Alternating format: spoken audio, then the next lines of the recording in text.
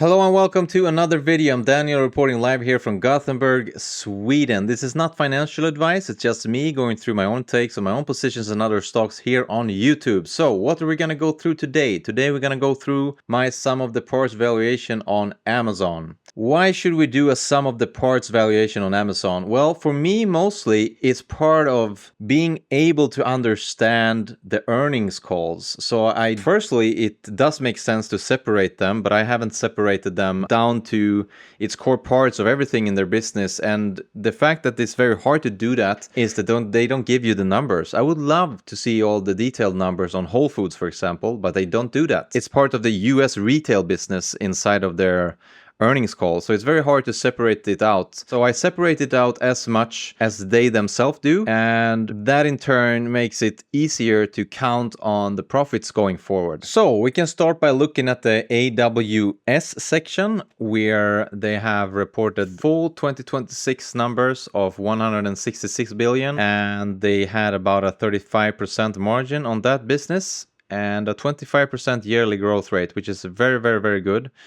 So in this valuation, I've just simply made the growth rates look like this, because with all the valuation, doesn't matter if you do a sum of the parts valuation or a discounted cash flow valuation, everything will depend on what type of growth rates that you're giving the company. And one might think that these numbers are too conservative, one might think that they are too aggressive, and I don't know what the right numbers are. I just try to think about something that seems reasonable and base my valuation upon that. Okay, so the AWS business segment, it's the beautiful crown jewel of Amazon. They have done very well for themselves with this part of the segment. Right now the market is giving them bad love, you could say, because they don't think that they have captured enough of the cloud growth out there in the market, with the AI and the Google Cloud growing like crazy and everything like that. But you know, AWS is old school, and they have captured a big part of the cloud business forever, and they will probably still have a very dominant position in the western part of the hemisphere of this segment going forward as well. But they have been slow in building out their data centers. It has been going on for... Their data centers have been overused for a long time. So in my thinking, in my brain, I'm thinking they have been putting it on hold for as long because they want to maximize their Trainium chips.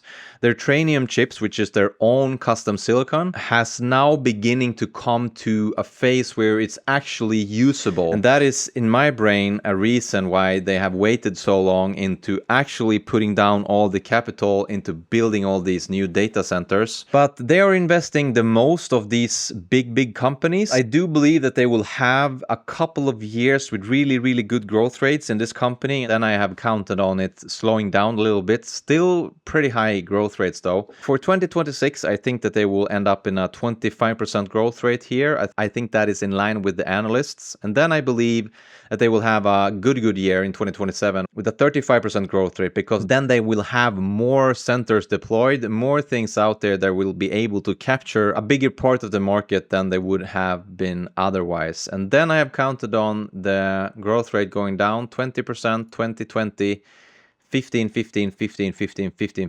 If that would be the case, they would have a revenue on the AWS segment for $934 billion on an adjusted EBITDA margin of 35%. That would add up to a $327 billion profit. Okay, so if they would manage to keep these growth rates up and at a P ratio of 30, you would get a fair value of the stock today, only based on the AWS segment, for $229. That is counting on a 15% rate of return requirement. So the rest of the business you get for free, you could say, which is pretty nice. But this is AWS is a great business, and hopefully they are able to keep up with these growth rates, and that will be a big part of their future business. Then we have their second most important business, which is the North American business. Here is the Amazon.com, the Prime, the Whole Foods, the Fresh, the Amazon Go. This is a big business, but they have low margins on this business, but they have a huge piece of this market right now, and the only thing that I have counted on is for them to keep up with the growth rates, about 10% on this business, Could be too high, could be too low. But the one big thing that I believe that this business will be able to execute better than expected on is their margins.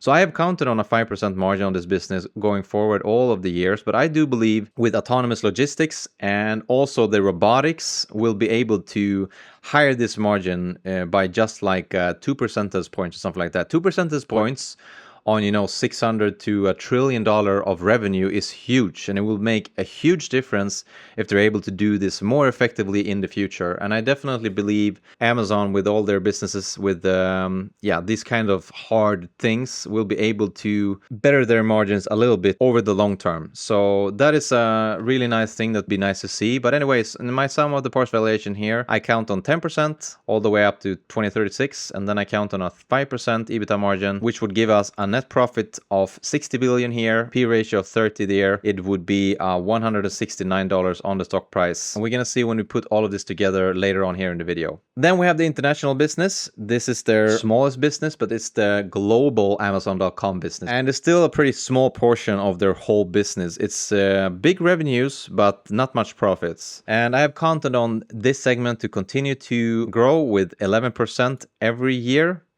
And if they would manage to do that, this company would be worth about 500 billion in 2036, putting a P ratio of 20.